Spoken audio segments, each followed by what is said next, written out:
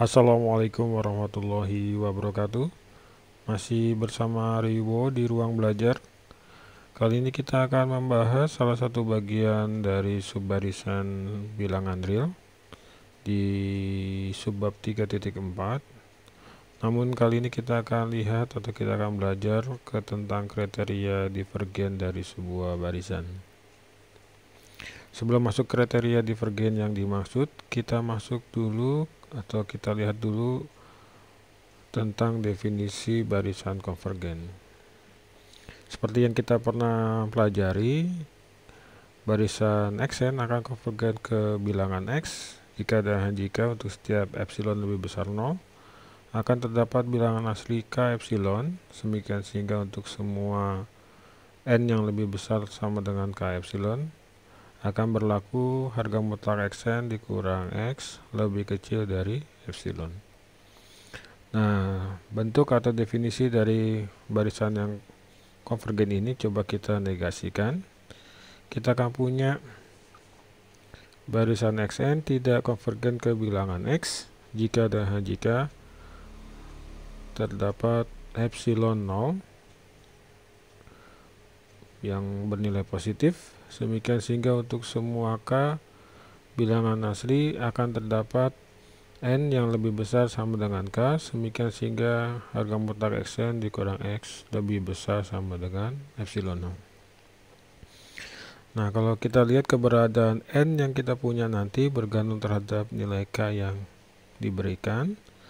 Jadi nilai n ini bisa kita tulis sebagai nk, sehingga kita akan dapat xn yang berubah menjadi xnk, sehingga bisa kita tulis kembali terdapat epsilon 0 positif, sehingga untuk semua k bilangan asli akan terdapat nk yang lebih besar sama dengan k, semikian sehingga harga mutlak xnk dikurang x lebih besar sama dengan epsilon 0. Nah, keberadaan nk ini akan membentuk sebuah subbarisan. Jadi bentuk itu atau bentuk yang terakhir itu bisa kita tulis ekivalennya lagi. Jadi terdapat epsilon 0 positif dan terdapat subbarisan x aksen yang kita tulis sebagai xnk. Dia adalah subbarisan dari x. Semikian sehingga harga mutlak xnk dikurang x lebih besar sama dengan epsilon 0 untuk semua k bilangan asli. Pernyataan terakhir menunjukkan bahwa ada sebuah subbarisan xnk yang tidak konvergen ke bilangan x. Hal inilah yang melatar belakangi muncullah sebuah teorema 344 berikut ini. Kita lihat misalkan xn adalah sebuah barisan bilangan real, maka pernyataan berikut bernilai ekivalen. Yang pertama, barisan xn tidak konvergen ke bilangan x. Yang kedua, terdapat epsilon 0 positif, semikian sehingga untuk semua k bilangan asli akan terdapat nk bilangan asli, semikian sehingga nk lebih besar sama dengan k dan harga mutlak xnk dikurang x lebih besar sama dengan epsilon 0. Yang ketiga, terdapat epsilon 0 positif, kemudian terdapat subbarisan xnk dari barisan x, semikian sehingga harga mutlak xnk dikurang x lebih besar sama dengan epsilon 0 untuk semua k bilangan asli. Nah, di teorema 344 ini cakupannya hanya bicara tentang barisan xn yang tidak konvergen ke bilangan x. Lantas, kita akan lihat selanjutnya kriteria divergen dari sebuah barisan. Kita lihat di teorema 345. Teorema ini berbicara sebagai berikut. Jika barisan xn adalah barisan bilangan real yang memenuhi salah satu dari sifat berikut.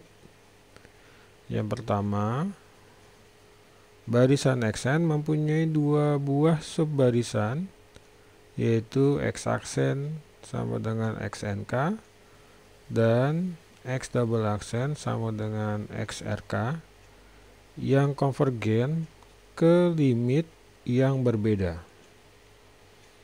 Jadi misalkan barisan xnk konvergen ke A, kemudian xrk konvergen ke B, tapi A tidak sama dengan B.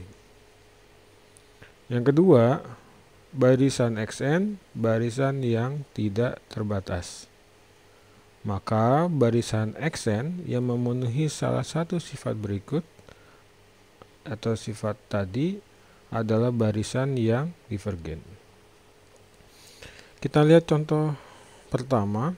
Misalkan kita punya barisan X, bentuknya adalah -1 pangkat n.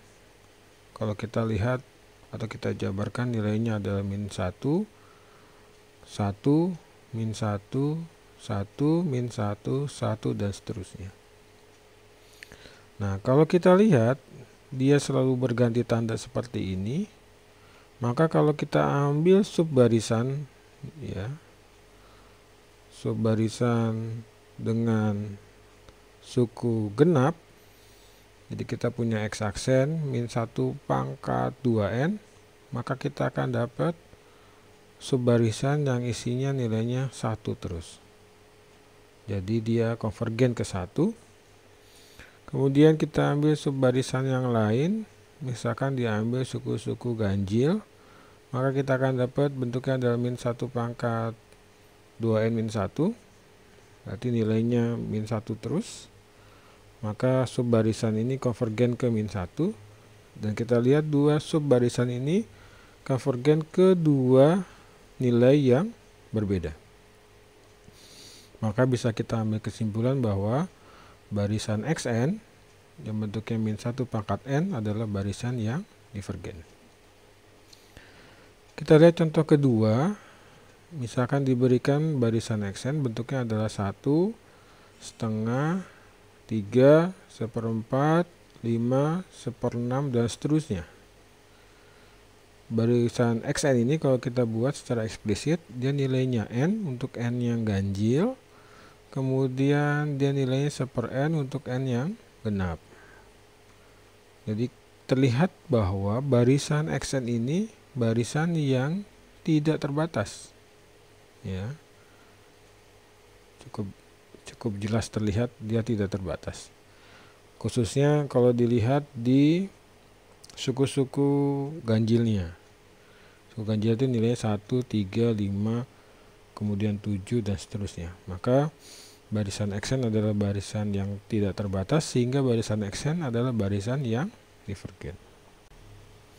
Sekarang kita lihat contoh ketiga. Contoh ini agak tricky dikit gitu ya.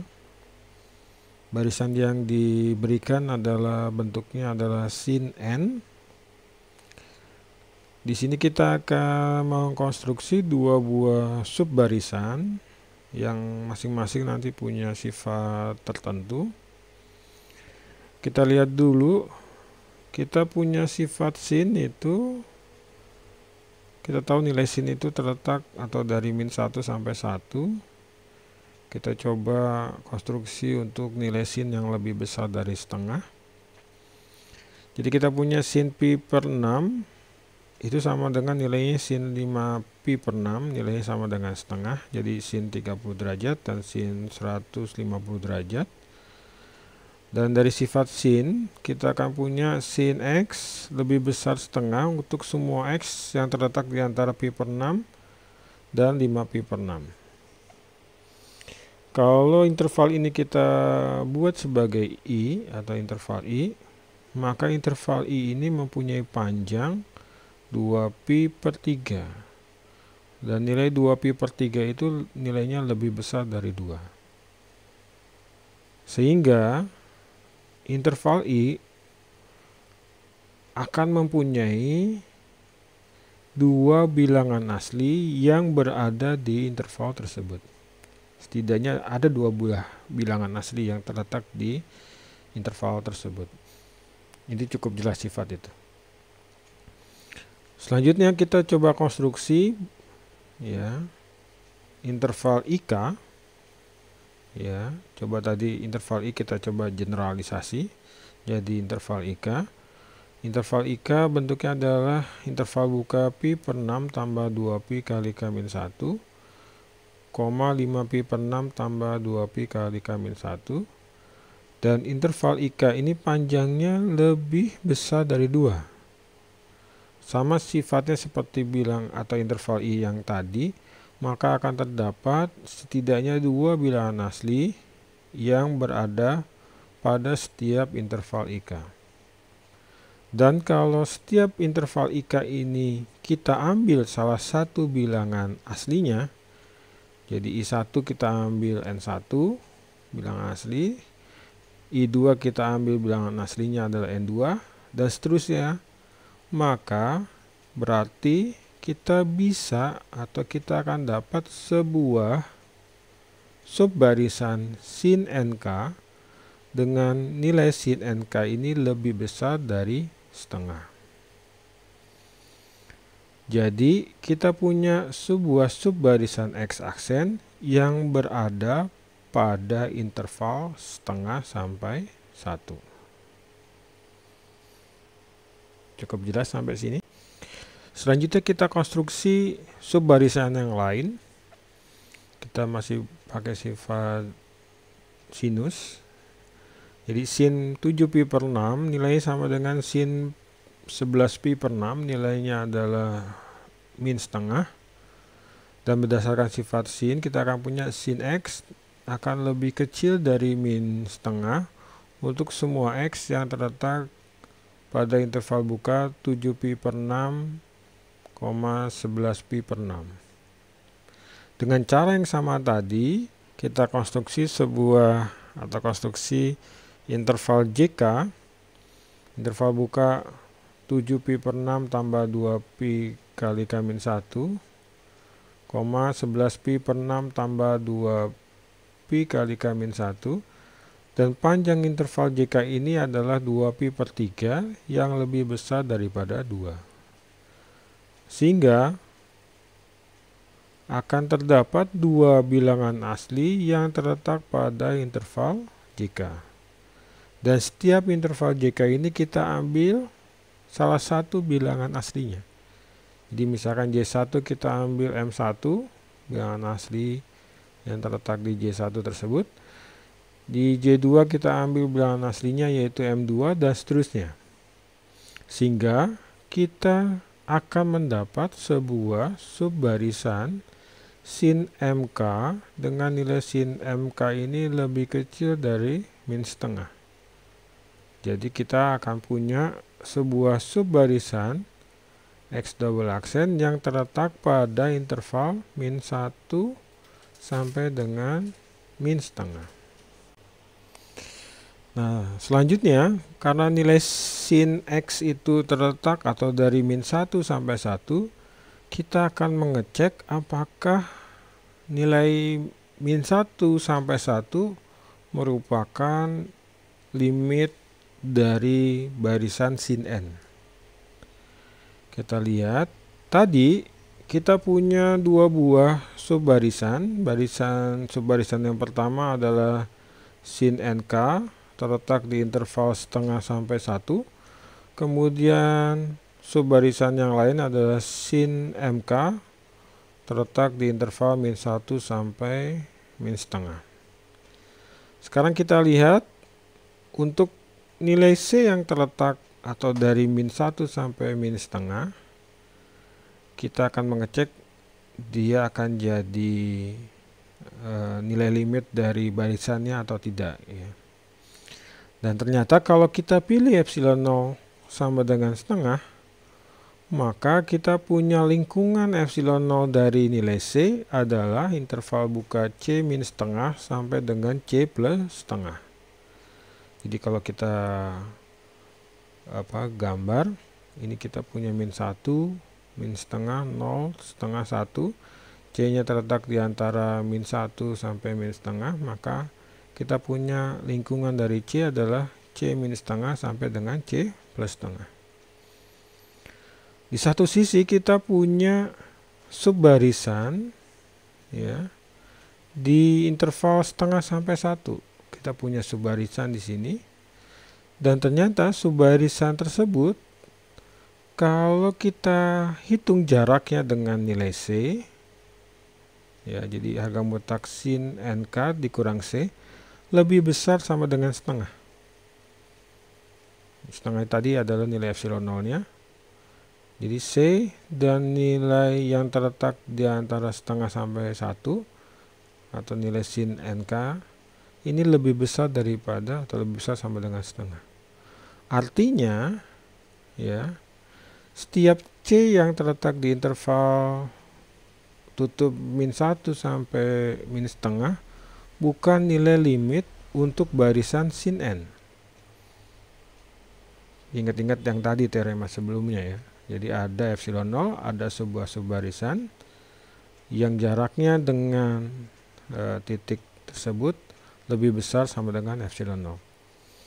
Dengan cara yang sama juga akan diperoleh bahwa untuk semua C yang terletak di interval tutup min setengah sampai 1 bukan nilai limit untuk barisan sin N. Sehingga barisan sin N adalah barisan yang divergen. Cukup jelas sampai di sini? Oke, sampai bertemu di video subbarisan selanjutnya. Assalamualaikum warahmatullahi wabarakatuh.